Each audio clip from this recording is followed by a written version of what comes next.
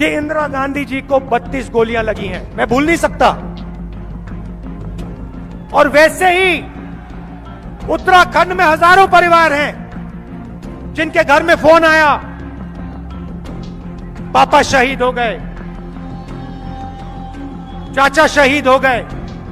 रिश्ता है आपके बीच में, मेरे बीच में, इसलिए मैं खुल के बोल सकता हूं आपके साथ।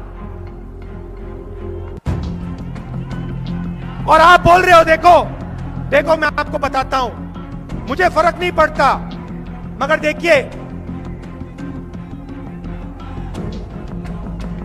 देखिए देखिए, आपने इंदिरा जी का नाम लिया। आज फंक्शन हुआ है, आज फंक्शन हुआ है, बांग्लादेश लड़ाई का फंक्शन हुआ है दिल्ली में, उसमें इंदिरा गांधी का नाम तक नहीं है।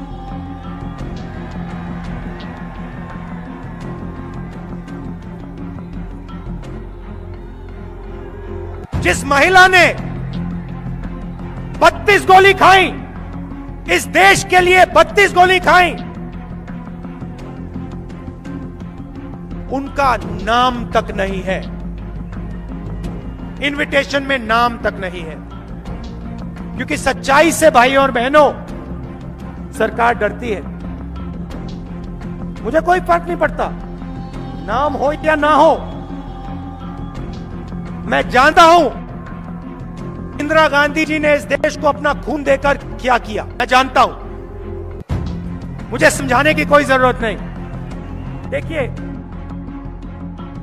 डिमोनेटाइजेशन, नोटबंदी, उसके बाद गलत जीएसटी, उसके बाद कोरोना के समय हिंदुस्तान के सबसे बड़े उद्योगपतियों को टैक्स माफ, मगर मजदूरों को बस या ट्रेन का टिकट नहीं दिया। ये क्या हो रहा है और क्यों हो रहा है भाइयों और बहनों? चाहे वो नोटबंदी हो, चाहे वो गलत जीएसटी हो, चाहे कोरोना में जो सरकार ने एक्शन लिए वो हो, ये तीनों काम हिंदुस्तान के जो छोटे बिजनेस वाले हैं, मिडिल साइज बिजनेस वाले हैं, किसान हैं, मजदूर हैं, इन पर हिंदुस्तान के सबसे बड़े 2-3 पूंजीपति का आक्रमण है। यहां से लोगों का प्लान होता है, क्योंकि उत्तराखंड में आपको रोजगार नहीं मिलता। क्यों नहीं मिलता, यह सवाल आपको पूछना है। इसका कारण है, कारण यह है कि जो आपको रोजगार दे सकते हैं, छोटे बिजनेस वाले, मिडिल साइज बिजनेस वाले, दुकानदार, उनको नरेंद्र मोदी जी की सरकार ने, बीजेपी की सरकार ने नष्ट कर दिया है, खत्म कर दिया है। नोटबंदी, जीएसटी, ये हथियार हैं भाई और बहनों, ये पूंजीपति के हथियार हैं। नरेंद्र मोदी जी इंप्लीमेंटर हैं, वो उनका है। और आप देख लेना, जब तक दिल्ली से बीजेपी की सरकार नहीं हटेगी, तब तक इस देश में युवाओं को रोजगार नहीं मिल सकता, चाहे कुछ भी हो जाए। पेट्रोल डीजल का दाम बढ़ता जाएगा, छोटे दुकानदार, मिडिल साइज और स्मॉल साइज बिजनेसेस बंद होते जाएंगे।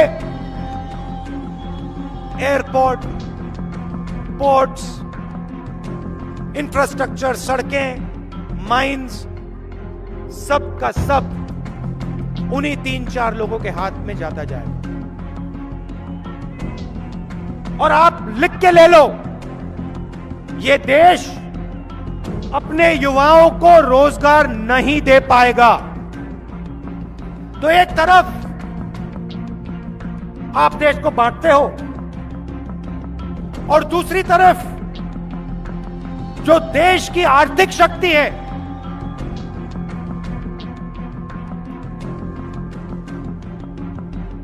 उसको आप नष्ट करते हो। भाइयों और बहनों, यह मत सोचिए कि हिंदुस्तान मजबूत हो रहा है। गलतफहमी में मत रहिए।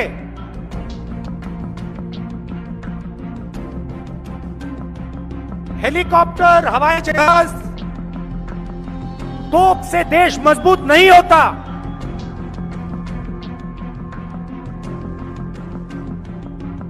देश मजबूत जब होता है जब देश का नागरिक मजबूत होता है, जब देश की जनता बिना डरे,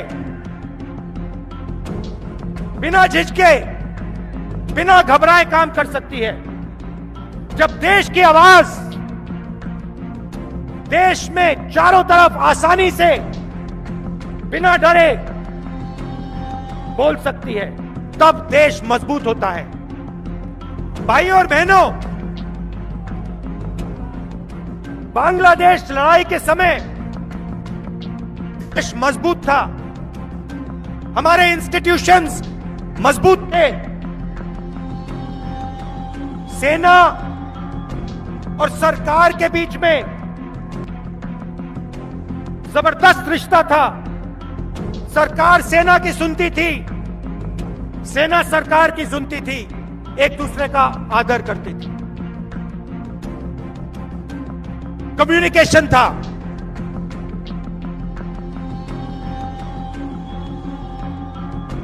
हिंदुस्तान की अर्थव्यवस्था मजबूत थी,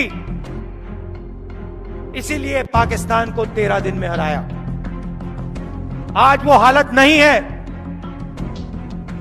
हमारे मीडिया वाले कुछ भी कह लें,